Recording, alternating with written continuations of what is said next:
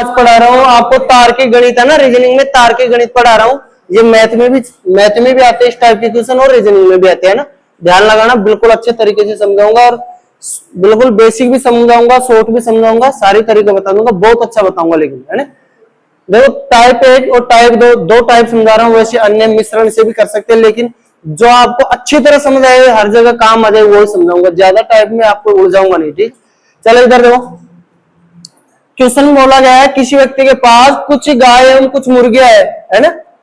सिरों की संख्या 48, पैरों की संख्या 140, तो मुर्गियों की संख्या। एक बात बताओ, जितने सिर है उतने तो जानवर होंगे, जितने जानवर है उतने सिर होंगे। चलो ठीक है, 48 सिर है तो 48 जानवर है। माना सभी जानवर मुर्गी है, सभी को अगर मुर्गी मान लो तो पैर कितने होंगे? 48 इंटू 2 96, क्योंकि एक मुर्गी के 2 पैर होते हैं। 48 को माना तो 96 पैर हो जाएंगे। पैरों की संख्या कितनी हो जाएगी? 96। लेकिन वास्तव में पैर 140 है, तो डिफरेंस कितना, अंतर कितना आया? 44। एक्स्ट्रा पैर 44 रह गए। वो एक्स्ट्रा पैर 44 किसके रह गए? गाय के। गाय के क्यों? एक गाय के 2 पैर एक्स्ट्रा है भाई। मुर्गी के 2 या गाय के 4, तो एक्स्ट्रा 2 है ना। एक गाय के 2 पैर एक्स्ट्रा है, तो 44 पैर एक्स्ट्रा के लिए कितने गाय चाहिए? देखो, पैर और गाय, अगर 2 पैर है तो गाय कितनी? 1, लेकिन 44 पैर है तो गाय कितनी? X मान लो। अगर आप करोगे ऐसे, ये काटोगे तो 22 बार, तिरछा मल्टीपल, तो X बराबर 22 गाय हो गई। आपको पूछा है मुर्गी कितनी, तो टोटल 48 थी, 48 में से 22 घटा दो तो मुर्गी बच गई 26। यही आंसर है। गाय पूछे तो 22, मुर्गी पूछे तो 26। आपको एग्जाम में ये सब करने की जरूरत नहीं, आप सीधा सोचोगे 2 पैर 1 गाय, तो 44 पैर का मतलब 22 गाय, ठीक है। आसानी से कर पाओगे। तो 26 मुर्गियां बच जाएगी, ये आसानी से हो जाएगा आपको। अब एक बार बेसिक बता देता हूं। अगर बेसिक मान लो सारे के सारे क्या है, मतलब नहीं, बेसिक में देखो, माना मुर्गी कितनी है? X मान लिया, तो गाय कितनी होगी? 48 माइनस X। क्यों होगा ये भी बता देता हूं भाई। कुछ लोग केवल ऐसे सोचे, रटने की कोशिश नहीं करे, बता देता हूं। जैसे मान लो क्लास में 100 बच्चे हैं, 30 बच्चे इधर बैठे हैं, तो इधर कितने बैठे हैं? 100 माइनस 30। इधर के 30 है तो इधर के निकालेंगे तो टोटल में से इधर वाले घटा देंगे। मुर्गी मैंने X माना, तो गाय कितनी बचेगी? टोटल 48, 48 में से मुर्गी की संख्या घटा देंगे। वही बात हुई ना।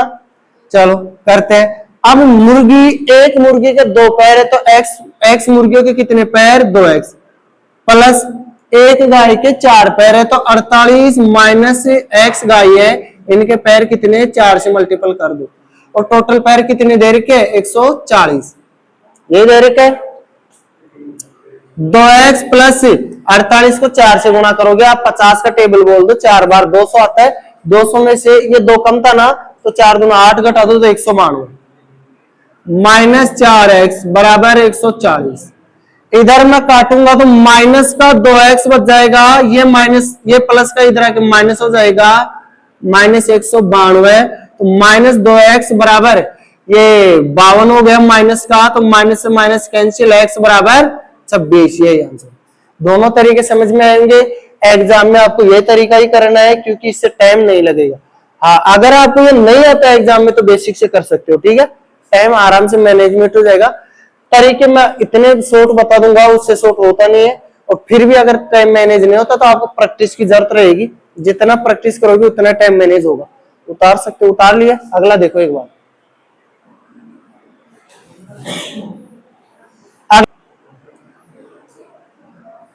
देखो क्वेश्चन बोला है किसी व्यक्ति के पास कुछ केकड़े तथा कुछ मुर्गियां है। सिरों की संख्या 25, मतलब दोनों मिला के 25 जानवर है ना। अब ये पैरों की संख्या 140, पैर इतने ज्यादा है ना भाई। अब ये बताओ कि केकड़े के पैर कितने होते हैं? केकड़े के पैर 8 होते हैं।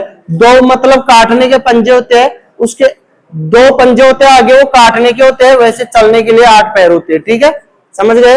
8 पैर होते हैं केकड़े के। तो एक बात बताओ, मैं अगर सभी को मुर्गी मान लू, मानना सभी मुर्गी है, मैं शॉर्ट तरीका बताऊंगा ना। मुर्गी है, बेसिक तुम कर लेना बहन, माना सभी मुर्गी है, सभी को मुर्गी माना, तो पैर कितने होंगे? 25 इंटू 2 बराबर 50, 50 होंगे। लेकिन ये तो कितनी ज्यादा है, एक्स्ट्रा पैर कितनी हुए? एक्स्ट्रा पैर 140 माइनस 50 बराबर 90 पैर एक्स्ट्रा है। क्यों? क्योंकि केकड़े के पैर एक्स्ट्रा है ना। अब एक केकड़े के कितने पैर एक्स्ट्रा है? 6। एक केकड़े के 6 पैर एक्स्ट्रा है, एक केकड़े के 6 पैर एक्स्ट्रा है, तो 90 पैर कितने केकड़ों के होंगे? तो केकड़े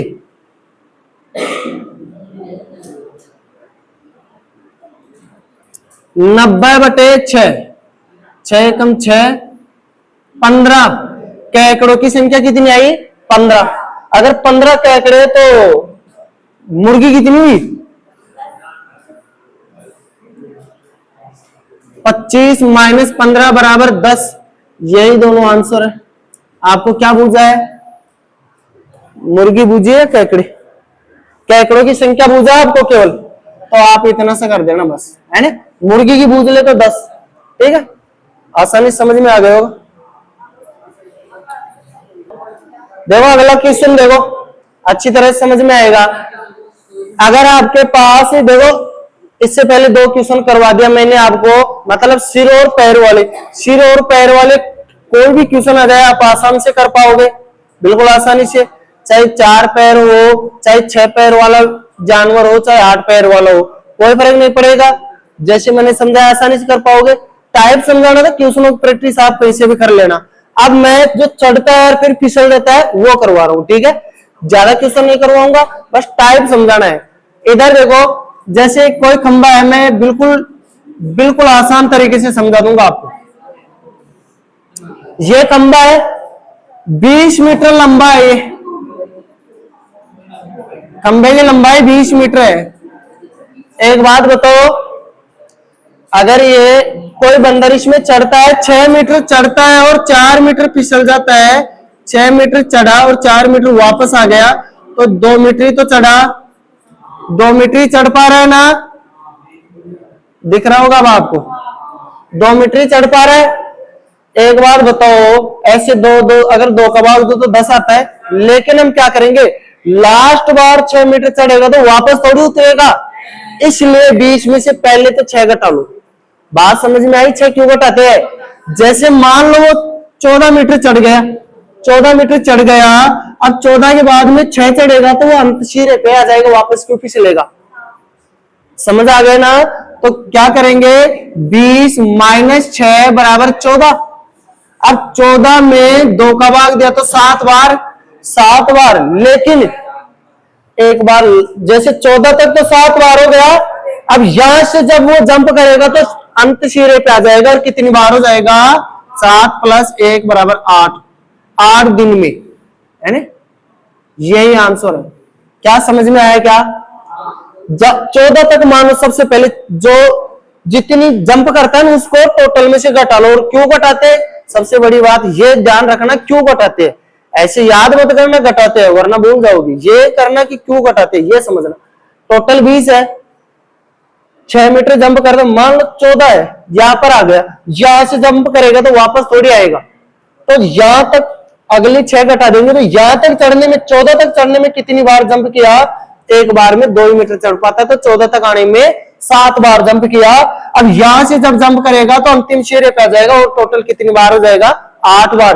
तो 8 दिन में, एक दिन में 2 मीटर चढ़ता है, इस प्रकार ये लास्ट में 8 दिन में पूरी 20 मीटर चढ़ जाएगा। समझ में आ गया होगा? पूरी हिंदी थोड़ी लिखो, आपको समझ गए होगा, आप लिख लेना हिंदी, है ना। देखो क्वेश्चन नंबर 3, देखो अभी जो करवाया है उसी टाइप का है। टोटल ऊंचाई कितनी? 40 मीटर खंबा की ऊंचाई। अब एक बात बताओ, 10 मीटर चढ़ता है, 4 मीटर फिसल जाता है, तो चढ़ता कितना है? 6 मीटर। एक बार में 6 मीटर चढ़ता है, लेकिन अभी मैंने आपको समझाया, जब वो 30 मीटर पे आ जाएगा और इसके बाद में जंप करेगा तो वापस थोड़ी फिसलेगा, तो लास्ट 10 मीटर पे एक ही जंप में चढ़ जाएगा ना, है ना। तो आपको क्या करना है, पहले तो 40 माइनस 10 करना है, 30 मीटर हो गया, 30 मीटर एक बार में कितना चढ़ता है? 10 चढ़ा, 4 फिसला तो 6 चढ़ा ना। तो 30 मीटर में समय कितना? 30/6 बराबर 5 दिन। लेकिन इसके बाद में एक जंप और करेगा वो, और एक जंप करते वो अंतिम सिरे पे आ जाएगा। तो 40 मीटर में लगा समय 5 + 1 बराबर 6 दिन, और यही आंसर है। और मेरे को लगता है कि आपको अच्छी तरह समझ में आ गया होगा, है ना? सबको आ गया? चलो उतार सकते हो।